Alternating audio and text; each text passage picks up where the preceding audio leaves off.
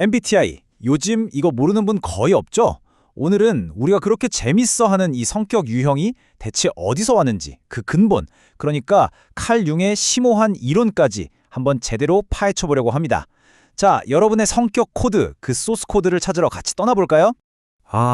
나는 ESFJ야. 이런 말 진짜 익숙하지 않아요? 친구들이랑 얘기할 때도 그렇고, 심지어 자기소개할 때도 MBTI가 빠지면 뭔가 서운하잖아요. 이젠 그냥 유행이라고 하기엔 좀, 그쵸? 우리 삶에 아주 깊숙이 들어온 하나의 문화가 된 것 같아요. 근데 문득 이런 생각 안 드세요? 아니, 어떻게 세상에 이렇게나 많은 사람들을 딱 16가지 유형으로 나눌 수가 있었을까요? 대체 이 엄청난 시스템은 누가 어떻게 만든 걸까요? 자, 지금부터 그 시작점을 향해 시간을 거슬러 올라가 보겠습니다. 모든 이야기의 시작점에는 바로 이 사람이 있습니다. 칼 구스타프 융. 이분은요, 한때 정신분석학의 아버지 프로이트가 내 뒤를 이을 사람이라고 콕 집었을 정도로 정말 대단한 인재였어요. 하지만 결국 스승과는 다른 자신만의 길을 가게 됩니다. 자, 여기 타임라인을 보면 그 과정이 한눈에 들어와요. 1907년 프로이트와 정말 운명처럼 만나죠. 하지만 인간의 마음을 바라보는 관점이 너무 달랐던 거예요. 결국 1913년에 공식적으로 결별하게 됩니다. 그런데 있잖아요. 이 헤어짐이 융에게는 오히려 새로운 문을 열어준 셈이었어요.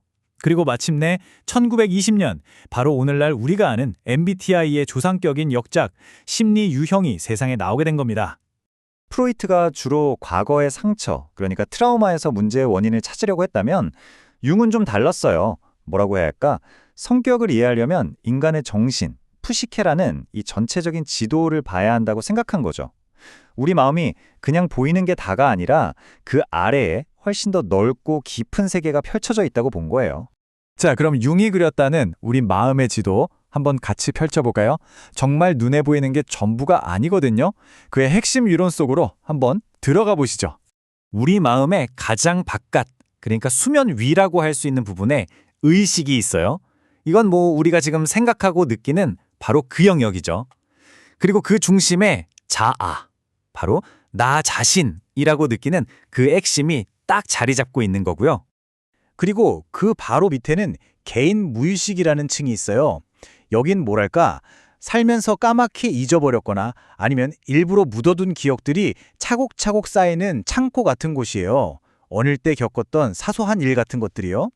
당연히 이건 사람마다 살아온 인생이 다르니까 그 내용물도 전부 제각각이겠죠? 자, 그리고 이제 가장 깊은 곳으로 내려갑니다. 바로 융 이론의 하이라이트, 집단 무의식입니다. 이건 정말 스케일이 달라요. 개인의 경험을 아득히 뛰어넘어서 우리 인류가 조상대대로 물려받은 공통의 정신적 유산 같은 거예요.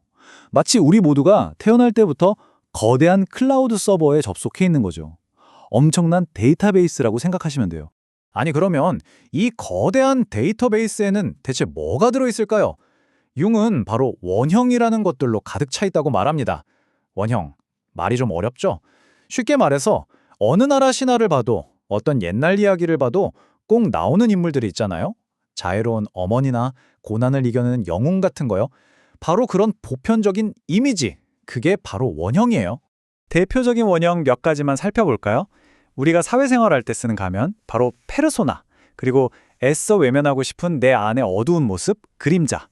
또 신기하게도 남성 안에 있는 여성적인 면을 아니마, 여성 안에 있는 남성적인 면을 아니무스라고 불렀어요. 융의 말에 따르면 우리 모두 마음속에 이런 원형들을 가지고 태어난다는 거죠. 융은 바로 이 깊은 무의식의 원형들이 우리가 현실 세계를 보고 느끼는 방식, 그러니까 겉으로 드러나는 성격에 영향을 준다고 생각했어요. 그래서 이제 이 의식의 세계를 한번 체계적으로 정리해보기 시작합니다. 융은 성격을 딱 두 개의 큰 축으로 설명했어요. 첫 번째는 에너지의 방향, 바로 태도입니다. 에너지가 안으로 향하면 내향, 즉 I, 밖으로 향하면 외향, E가 되는 거죠. 익숙하죠? 두 번째는 세상을 경험하는 기능이에요. 정보를 받아들일 때 오감에 의존하면 감각, S, 육감이나 영감을 믿으면 직관, N, 그리고 판단을 내릴 때 논리적으로 따지면 사고, T, 마음이 끌리는 대로 하면 감정, F가 되는 거고요. 자, 그럼 융은 이 재료들을 어떻게 조합했을까요? 간단해요. 먼저 에너지 방향, 즉 외향이냐, 내향이냐를 정하고 거기에 가장 발달한 주된 기능 하나를 붙이는 거예요. 예를 들면 외향적 사고형 이런 식으로요. 이렇게 해서 총 8가지의 기본 성격 유형을 만들어낸 겁니다. 자, 8가지 유형까지 왔습니다. 그럼 이게 어떻게 우리가 아는 16가지 MBTI로 2배가 됐을까요?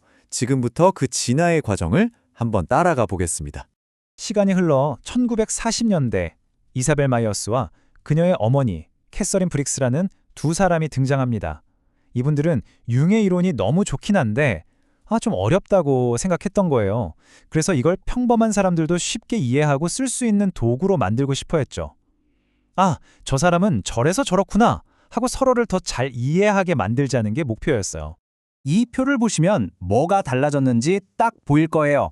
마이어스와 브릭스는 융이 만든 태도 IE랑 기능 SNTF 개념은 그대로 가져왔어요. 똑같죠? 그런데 여기에 아주 결정적인 한 가지를 추가합니다. 바로 생활 양식. 계획적이고 체계적이면 판단형 J, 즉흥적이고 자율적이면 인식형 P라는 지표를 더한 거예요. 와, 이 마지막 알파벳 하나가 더해지면서 융의 8가지 유형이 딱 2배, 16가지로 늘어났고 바로 우리가 아는 MBTI가 완성된 겁니다. 그런데 말이죠. MBTI가 융의 이론을 모두 담고 있는 건 아니에요. 사실 융이 진짜 하고 싶었던 이야기, 그러니까 이런 유형 분류를 넘어서 진정한 나를 찾아가는 그 중요한 이야기가 아직 남아 있습니다. 물론 MBTI 정말 유용한 도구 맞아요. 나를 이해하고 또 다른 사람들과 소통하는 데 아주 좋은 시작점이 될 수 있죠.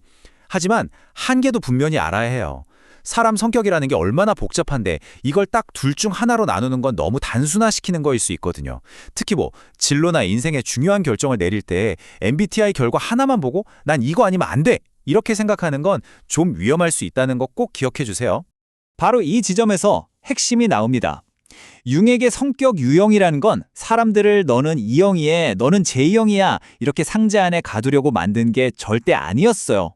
그건 진짜 나를 찾아가는 긴 여행의 출발선에 불과했죠. 융이 진짜 원했던 궁극적인 목표는 바로 개성화를 이루는 것이었습니다. 개성화라? 이게 뭐냐면요. 평생에 걸쳐서 내 안의 의식과 무의식을 하나로 합치는 거예요. 그래서 세상에 딱 하나뿐인 온전한 나 자신, 셀프가 되어가는 과정이죠. 밖에서 쓰는 가면인 페르소나도 나고 숨기고 싶은 그림자도 나고 내 안의 여성성과 남성성도 전부 나인 거예요. 이 모든 조각들을 다 끌어안고 진정한 나로 거듭나는 위대한 여정, 그게 바로 개성화입니다. 결국 MBTI는 진짜 나를 찾아가는 그 기나긴 여정에서 길을 잃지 않게 도와주는 나침반 같은 거예요. 목적지 그 자체가 아니라는 거죠. 자, 오늘 이야기를 마치면서 여러분께 질문 하나를 던지고 싶습니다. 우리는 이 16가지 유형이라는 이정표를 넘어서 어떻게 우리 마음속에 있는 이 모든 다양한 목소리에 귀를 기울이고 마침내 세상에 단 하나뿐인 온전한 나를 만들어갈 수 있을까요?